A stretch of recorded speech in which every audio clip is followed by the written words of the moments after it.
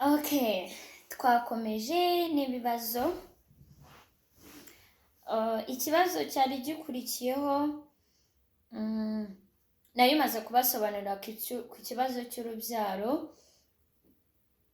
Ntabwo buriya bijya biba byiza kubera ko ntabwo uba uzi ibyo umuntu agenda anyuramo mu buzima.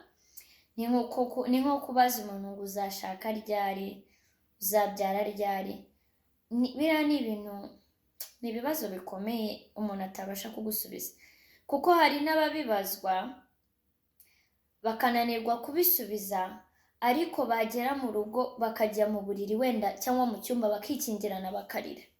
So tujye twirinda rero gukomeretsa bagenzi bacu bitewe n'ibibazo tubabaza. Tujye tumenya ibibazo tubaza kubera ko ntabwo tuba tuzi ibyo abantu banyuramo. Okay, twakomeje n'ikibazo gikurikiye. Uyu yarambajije ngo utuye hehe. Ntuye muri Amerika ahantu. Okay, just ntuye muri Amerika birahagije. Niho nubatse, niho mfite urugo, niho mbana n'umugabo wanjye kwa. Ngo ni iki cyakubabaje mu buzima udashobora kwibagirwa?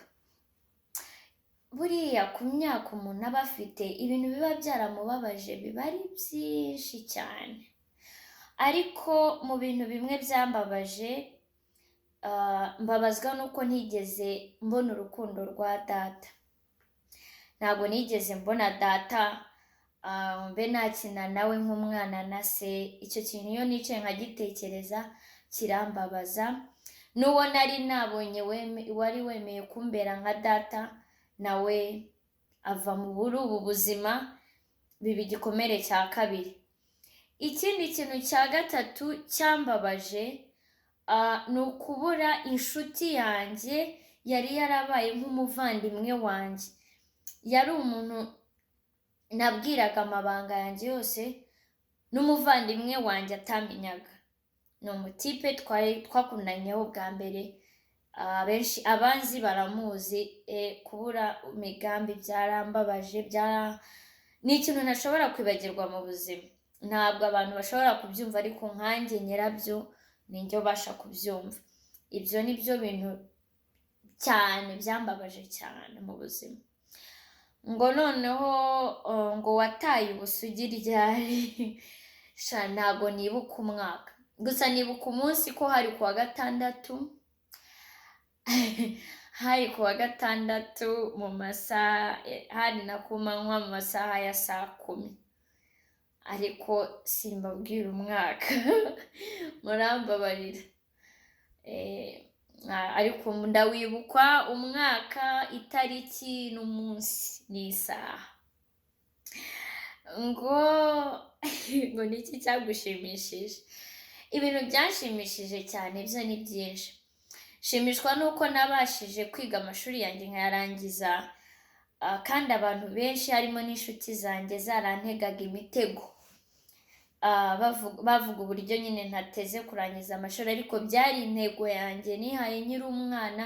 Bitewe n'ubuzima nagiye nyuramo, numvaga ko ngomba kurangiza amashuri yanjye byanga byakunda. Ni nayo mpamvu banyirukanye ncika intege, ariko Migambi no kuba ndi aho ndi uyu munsi mbishimira Migambi, mbikesha Migambi, kubera ko ari mama, ari na bene mama bari bananiwe kunsubiza mu ishuri kubera ko nari nababaye cyane kunyirukana nzira ubusa. So icyo kintu cyaranshimishije. Nkashimishwa nuko nyifite mama yaranyishyuriye, ari umwe, afite abana benshi nkarangiza. Nshimishwa no kuba ndi uwo ndi uyu munsi.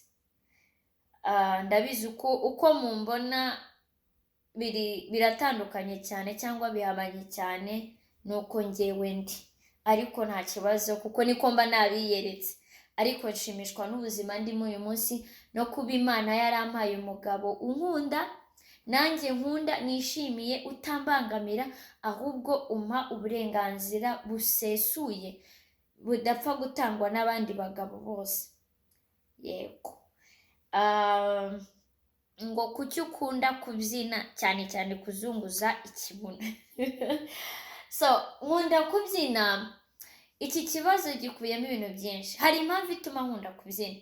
Buriya ngira inshuti ariko ntabwo ngira aba best friend benshi. Niyo mpamvu n'aba best friends mfite ntabwo njya mpfa kubabwira ibyanjye, ndabirimita. Ariko music cyangwa se kubyina niho nyuza message yanjye. Music nganira nayo kuruta uko nganira n'inshuti zanjye. Ariko ntabwo mushobora kubyumva, nk'iyo mbabaye cyangwa afite ikintu kimbangamiye, shyiramo umuziki nkabyina, bya bintu bihita bishira. Bya bindi bajya hariya ukikingirana ukarira, wapi. Shyiramo umuziki cyangwa se mukambona nje live mukavuga ngo ngo wa mugore ngo yandayiraje. Ntabwo muba muzi ibyo ndimo, ngiye mba nikuraho stress yanjye cyangwa se nanga gutekereza ku kintu runaka. Nkunda umuziki kuko ni best friend wanjye, nkunda umuziki, mbese sinzi ukuntu nabasobanurira. Ni ibintu nkora binshimisha, nta yindi mpamvu runaka ituma mbikora ngo wenda ngo bambone ngo ibiki we. Kandi ibyo kuvuga ngo kuzunguza ikibuno, buriya nuko wenda ari byo nzi kubyina, kandi nibyo abantu benshi bakunda. So nibyo namenyereye, nibyo nzi kubyina. Ntabwo najya kubyina gukubita amapa ntazi ko bayagenza. Nkora ibyo nshoboye, nzi ko gutwerkinga ari byo abakobwa benshi bazi, nanjye nibyo nkora. So nujya mbona nibyinira ntukabitekerezeho cyane. Ntabwo mba naje kurangaza abagabo cyangwa mbakurure oya, ko nta mugabo nkeneye, ndamufite pe. Gusa ngiye mbikora mu buryo bwo kwishimisha. Icyari igice cya kabiri, ndaza kugaruka n'igice cya gatatu mbasubiza ibindi bibazo nabajijwe. Mumfollowing kuri Instagram ni Mrs Weber,